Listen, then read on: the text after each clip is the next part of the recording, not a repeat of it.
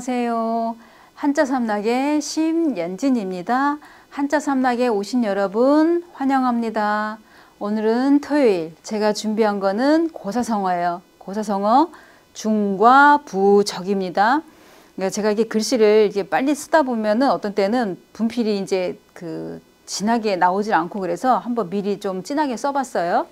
자, 중과 부적이라는 거는 어떤 적은 수로는 많은 수에 맞서지 못한다, 이제 이런 얘기예요. 그러니까 계란으로 바위치기 한다 해도 계란이 깨지지 바위가 깨지지 않잖아요, 그죠? 그럼 이제 이거는 어느 때 얘기냐면, 자, 전국시대에 여러 나라 제국을 돌면서 왕도론을 이제 펼치던 맹자가 이제 어느 나라를 가게 되냐면 제나라를 이제 가게 됐어요. 제나라 이제 선왕을 만나게 된 거예요.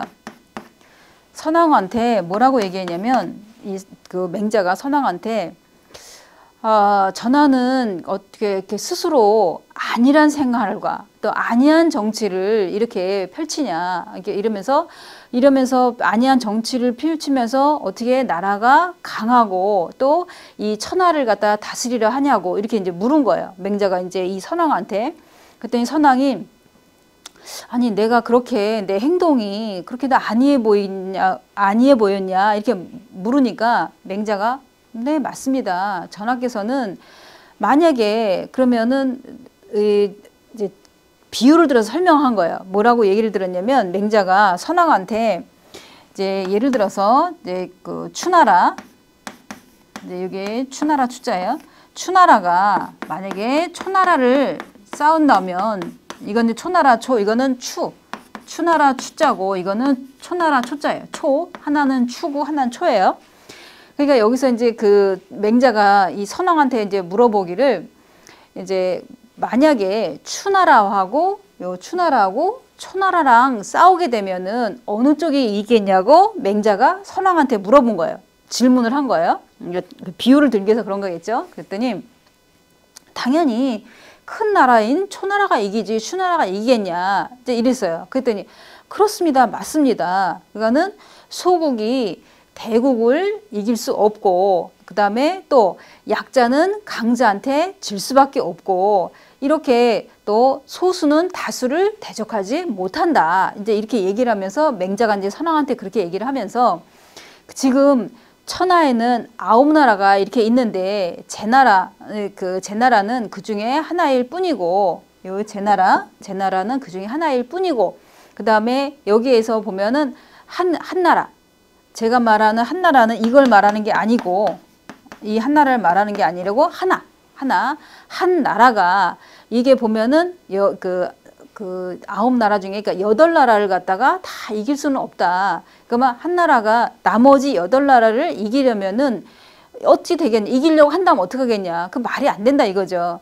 그러니까 예를 들어 한 사람이 8사람이랑 싸우게 되면은 만약에 실력이 비슷하다고 생각하면 당연히 한 사람이 지게 되겠죠. 8사람이 많이 공격을 하게 되면. 그러니까 그런 비유를 들으면서 뭐라고 얘기하냐면, 그러니까 소국인 추나라가 대국인 초나라를 이기려 하는 거랑 어찌 다르겠냐 하면서 뭐라고 얘기했냐면, 제나라 선왕한테 왕도론을 얘기한 거예요. 그러니까 왕도라 하면 자, 도. 이럴 때는 길도가 아니라 도리, 이거죠. 왕이 기본적으로 지켜야 될 도리, 도덕, 뭐 이런 걸 말하는 거죠. 백성을 다 아우를 줄 알아야 되고, 네, 또 어떤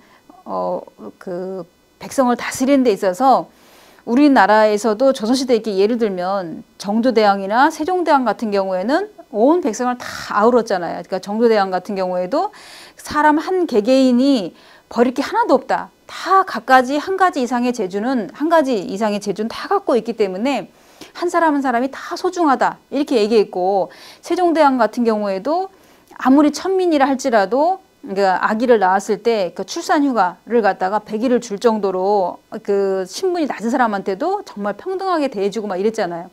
이런 것처럼 왕도, 그러니까 왕이 기본적으로 지켜야 할 도리, 이런 거를 이제 제대로 해야만이 백성을 그 나라가 정말 안전하고 튼튼하고 또 이제 그 순종, 그 백성들이 왕한테 순종한다. 이제 이런 말을 지금 맹자가 제 나라의 왕인 선왕한테 지금 얘기를 하는 거예요.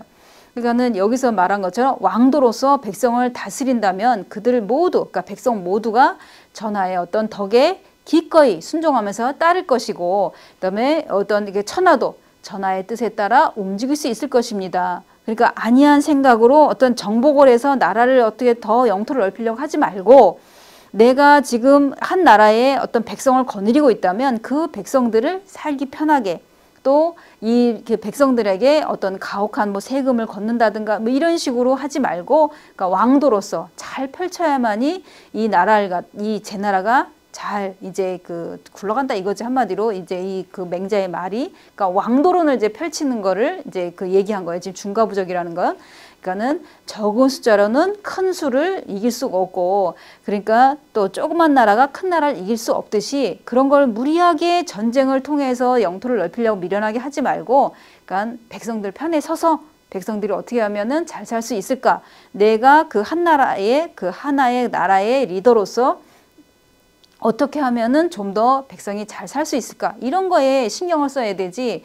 어떻게 하면 세금을 많이 얻을까? 어떻게 하면 영토를 좀 더 넓혀볼까? 어떻게 하면은 이 백성들이 나를 이게 어떤 힘으로 백성을 갖다가 힘을 노릴 수 있을까? 이런 생각을 하지 말라 이런 얘기죠. 그러니까 순리대로 그 다음에 백성들을 될 수 있으면은 이제 어떤 덕으로 백성들에게 덕을 베푸면서 살라 이런 식의 조언을 한 거죠. 이제 중과부적이란 내용이 여기 그 맹자의 왕도론에서 나온 것이다 이런 얘기예요. 자, 오늘 그 제가 준비한 고사성어는 여기까지 하고요. 그다음에 내일 일요일 하루 쉬고 그다음에 월요일에 또 뵙겠습니다. 지금까지 한자삼락의 심연진이었습니다. 평안한 주말 보내세요. 안녕히 계세요.